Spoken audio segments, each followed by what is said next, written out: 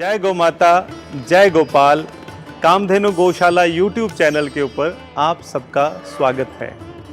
मेरे साथ छोटे छोटे बच्चों को देख रहे हैं आप। सफेद थारपारकर नस्ल के ये बछड़े हैं।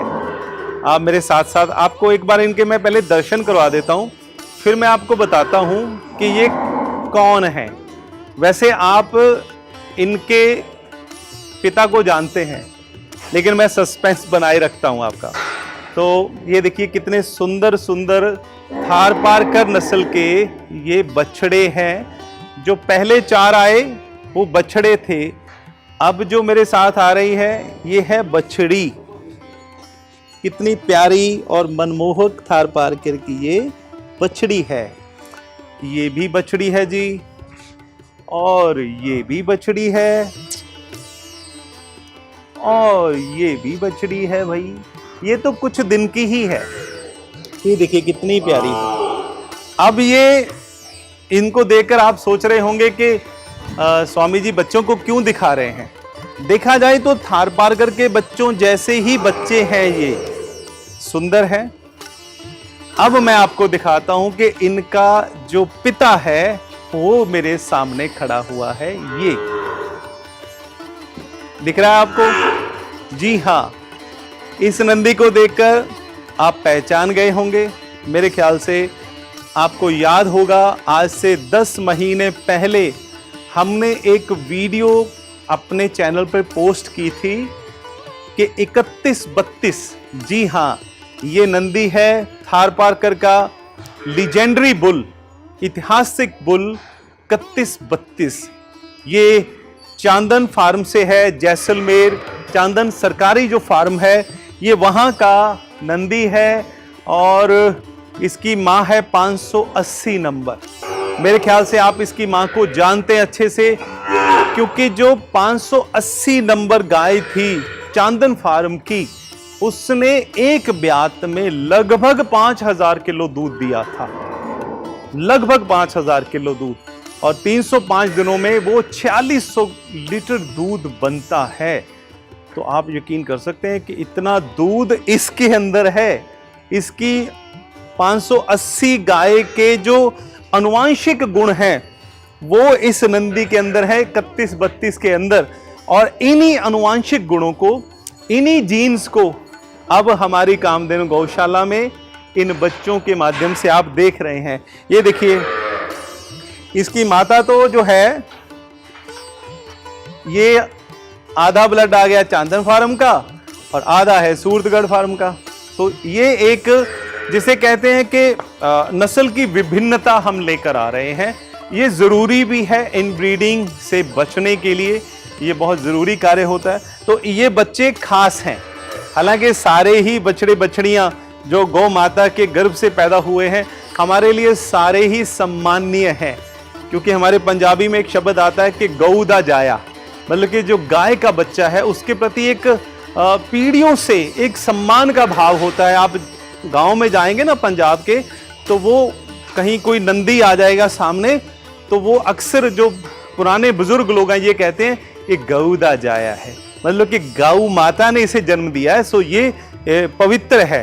तो उसके प्रति उसके भाव है। ये पंजाब की मैं संस्कृति की बात कर रहा हूँ। तो ये देखिए, ये बछड़ी कितनी प्यारी है।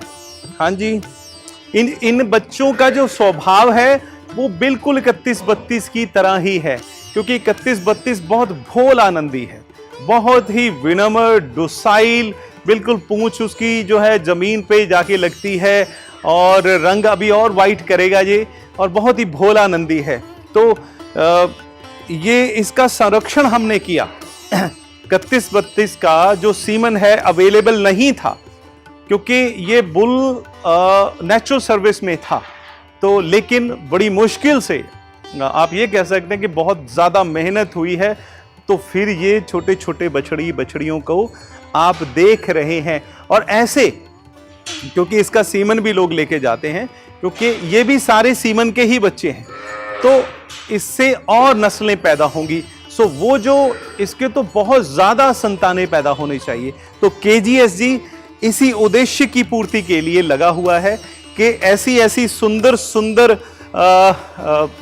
संतति आए तो कितना अच्छा होगा। आप देखिए ये 31-32 के बछड़े हैं, तो आप इनको देखकर वैसे आपको महसूस हो जाएगा कि बिल्कुल अपने बाप पर गए हैं।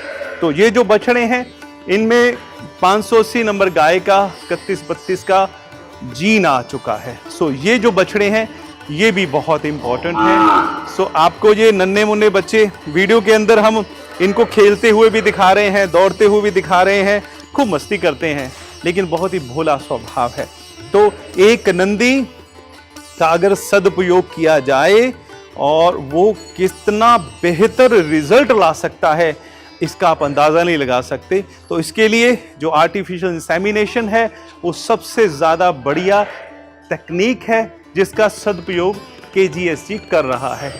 तो ये है 31-32। ये देखिए, अब इसका दर्शन करते हैं। ये देखिए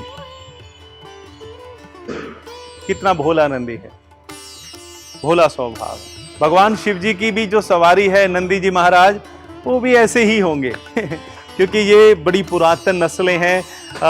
भारत का ये सौभाग्य है कि देसी नस्लों की ऐसी सुंदर प्रजातियों का जन्म भारत भूमि पर हुआ है और हम सब भी सौभाग्यशाली हैं कि हमारा सबका जन्म भी भारत भूमि पे हुआ है।